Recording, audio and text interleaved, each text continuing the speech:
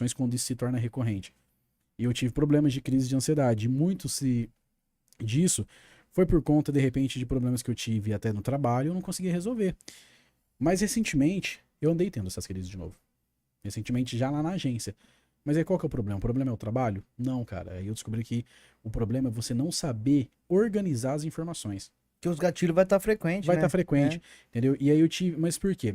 Ali eu tenho tantas informações, todo mundo ali.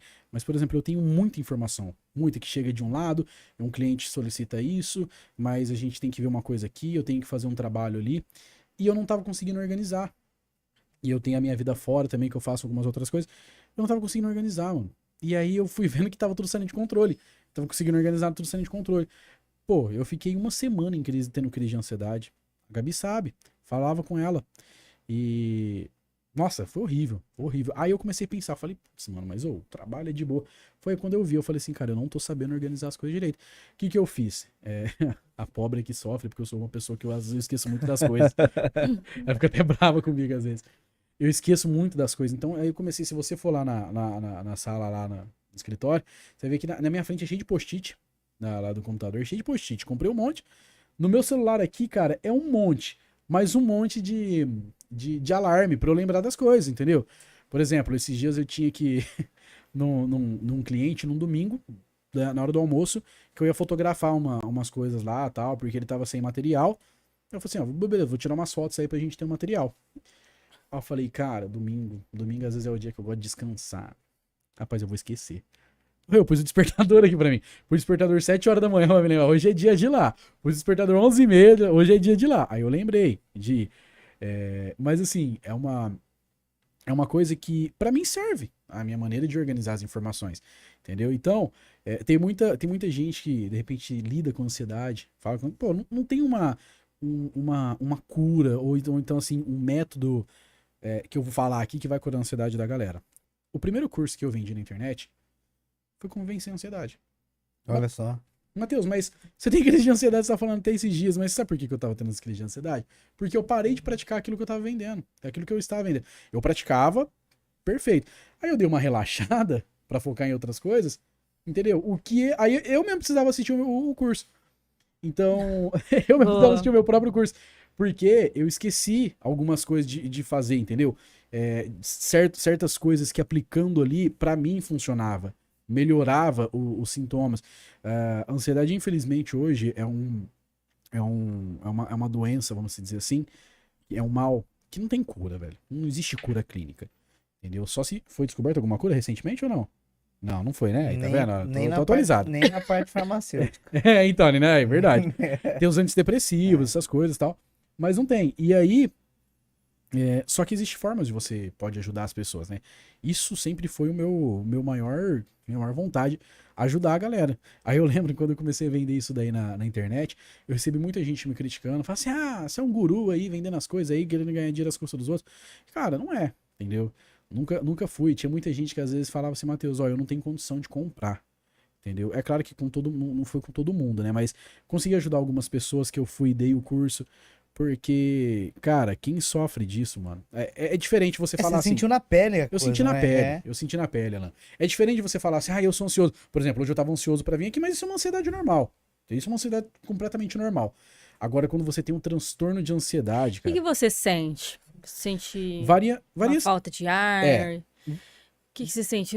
Algo físico? Varia muito de pessoa pra pessoa, mas os principais sintomas são falta de ar, batedeira, um sentimento de tontura, cansaço, um sentimento de medo. O medo, isso é absoluto pra todo mundo.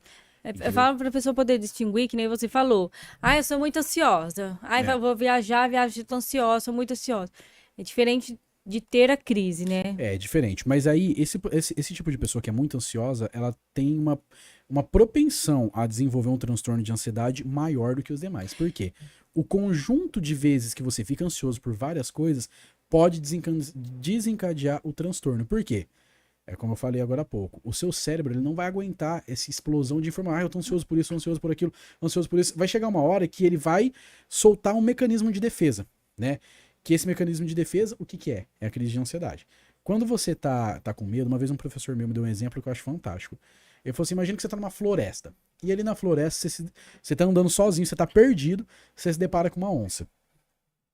Dentro do seu cérebro vai ser ativada uma glândula do medo, né? Essa glândula do medo, ela vai fazer o quê? Ela vai te dar 2 instintos naturais que o ser humano tem. O instinto de luta, o instinto de fuga. Você é doente se você quiser lutar com uma Né? onça. Mas talvez ali porque, tipo, Se correr, o bicho É, pega. se Se cor- ficar, o bicho corre. talvez Ou de entrega, né?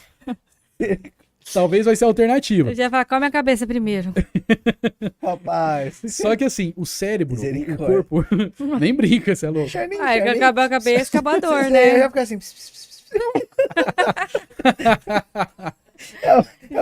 Já ia sair um borroco. Misericórdia. Tá. Cara, o organismo ele é tão brilhante, tão inteligente, que aí quando essa glândula dentro do seu cérebro, ela identifica que você tá com medo, ele começa a liberar algumas reações, desencadear algumas reações dentro do seu corpo que favorecem esses estímulos de luta ou fuga. Ou seja, ele começa, por exemplo, ele manda Uma sinapse ali. Isso, uma sinapse ali, perfeito. Por exemplo, para dilatar os seus vasos sanguíneos, para aumentar a circulação sanguínea e, consequentemente, a respiração, entendeu? Ele vai fazer o quê? Dilatar suas pupilas para você conseguir focar no ambiente. Então é por isso que a galera fica com a respiração aumentada. E aí acontece, quando você tem uma crise de ansiedade, essa glândula ela é ativa do nada, sem medo, você tá parado. Mas assim, sem você ter medo, sem ter uma situação de perigo, ela vai ativar. Mas ela te gera euforia? Euforia também? Exatamente. Caraca. E aí imagina, você tá parado, de repente os seus vasos sanguíneos se dilatam para sua respiração, aí você começa a ficar mais ofegante, daquele jeito parado, aí onde que vem a batedeira, porque o seu coração começa a bater mais rápido, você já acha que tá morrendo, vem a tontura, porque, pô, você tá numa situação que você tá parado, mas você tá respirando pra caramba ali e vai faltar oxigenação pro seu cérebro, entendeu? É por conta dessa glândula do medo se desencadear que você tem a crise de ansiedade. Então é por isso que quando você é ansioso por várias coisas, você está estimulando que o seu cérebro utilize essa glândula. E uma hora ele vai entender. Não, então beleza, eu acho que ela tem que continuar ativa o tempo todo, porque essa pessoa ela tá muito ansiosa, ela tá com muito medo. Então deixa eu ajudar. É como se fosse seu cérebro tá querendo te ajudar. Só que ele não entende isso porque é um distúrbio que você adquire ao longo do tempo. E aí é horrível, cara, porque as suas pernas começam a tremer. A primeira vez que eu tive uma crise de ansiedade, eu estava deitado no sofá da minha casa, num domingo de manhã, eu lembro perfeito. Eu tava assistindo televisão, minha mãe tava dormindo na sala, minha mãe tava dormindo no quarto, eu assistindo televisão, e aí eu fiquei desesperado. Eu comecei a sentir uma batedeira, eu comecei a tremer minhas pernas, e aí minha vista escurecendo, né? Provavelmente ainda tava escurecendo, mas eu fiquei com tanto medo que eu achei que tava. Aí eu liguei pra ela, eu chamei ela e falei assim, mãe, eu preciso ir pra ser médio, eu tô passando... Cheguei lá, era uma crise de ansiedade. E aí, foi... tratamento terapêutico, comecei a passar em psicólogo, até tomei medicação por um tempo, mas eu parei por conta, não recomendo ninguém fazer isso. Não, mas você sabe, né? Não recomendo. O cara é dono da farmácia falando pra galera parar de tomar remédio. Não é isso. Mas eu parei. Toma um remédio que é bom. Toma remédio, cara. Toma remédio, gente. Tomem remédio, tá bom? Tomem remédio. Não, mas assim, eu parei. Mas por que, Alan? Por que eu parei? Eu tinha muito medo de ficar dependente. E aí, outro não recomendo, mas aí eu fui atrás de outros métodos. Não adianta eu parar também com um e do nada não ir atrás. E aí eu fui atrás de psicólogo, fui atrás de começar a fazer atividade física, essas coisas que o psicólogo me recomendou. Cara, passou. Essa crise de ansiedade tem a ver com aquele. É crise de pânico que fala? Você tá tentando se encaixar alguma coisa? Não, eu quero saber se tem a ver aquele negócio de pânico. Que diz que as pessoas têm muito. Não é crise de pânico, Transtorno do pânico. Transtorno. O que você quer dizer, eu acho que isso acontece comigo em ambiente confinado.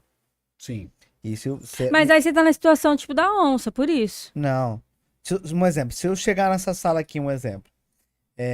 Isso é leve, porque eu tive uma professora que era o ó mesmo. Passou a chave,